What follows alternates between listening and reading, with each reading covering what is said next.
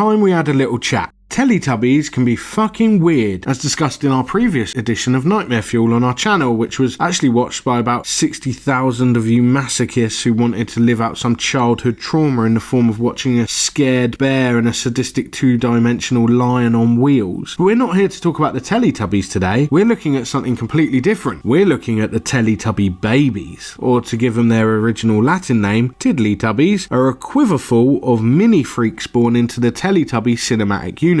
Here are their names. There's Mimi, Dada, Bar, Ping, Ruru, Nin, Duggledy, and Umby Pumby. I hate every single one of them names, with the sole exception of Duggledy, which sounds like the name of an unsuccessful rapper from, I want to say, Durham. They were first introduced in Teletubbies Series 15, Episode 5. God. 15 series and they still manage to keep it fresh. You don't get that kind of quality anymore, do you? The Teletubbies are eerily watching the Tiddlytubbies playing in a manner that make it seem less like a creche and more like a biological testing facility or some kind of terrible Napoleonic human zoo. As if that fucking sun baby wasn't nightmarish enough. That poor gurgling trapped infant forced to live its life eternally having Tubbyland revolve around it, destined to never grow old.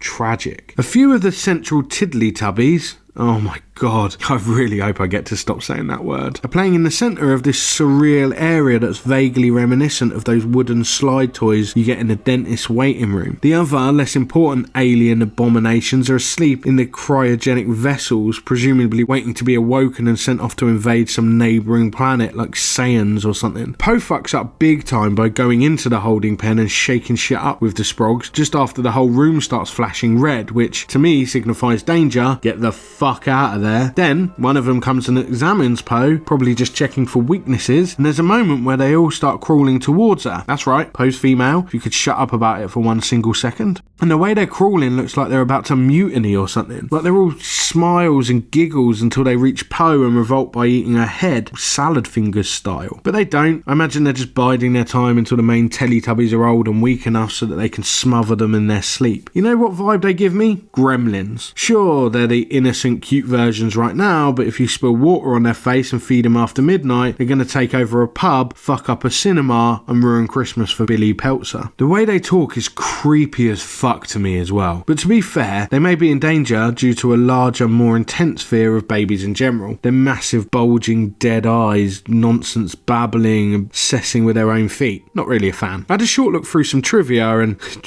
even the information given in that sounds fucking mad. Just listen to some of these interesting factoids. The Tiddlytubbies enter the play area through a small tunnel. However, it's unknown what is in the other side of this tunnel. Why the fuck are you telling me that? Why do I need that creepy fucking data? Also, how is that trivia? If that's an example of trivia, I've literally got 100,000 examples of trivia that I can reel off right now. Here's some trivia for you. Captain America's a super soldier, but nobody knows what his mate's dog is called. Mind blowing, right? Who's fucking writing this trivia for this CGI kiddies creep fest anyway? Listen to this one. In the first series, during Sleepy Buys, another version of the Tiddly Noo can be seen in the Tiddlytubbies play area. Okay.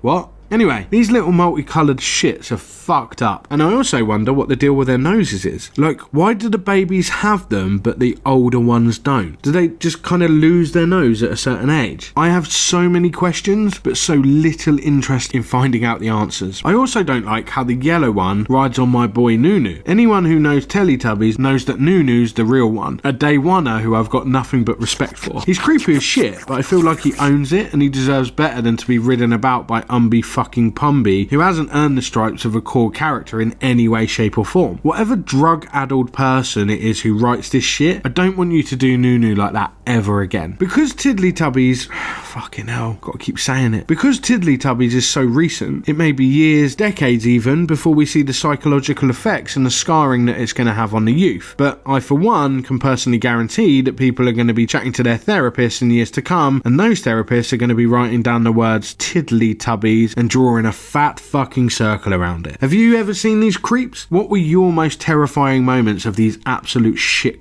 that you remember? Have you heard Duggledy's mixtape yet? Apparently it's fucking shit, but I've been Stuart with Unleash the Ghouls, and until next time, good night and sweet nightmare fueled dreams.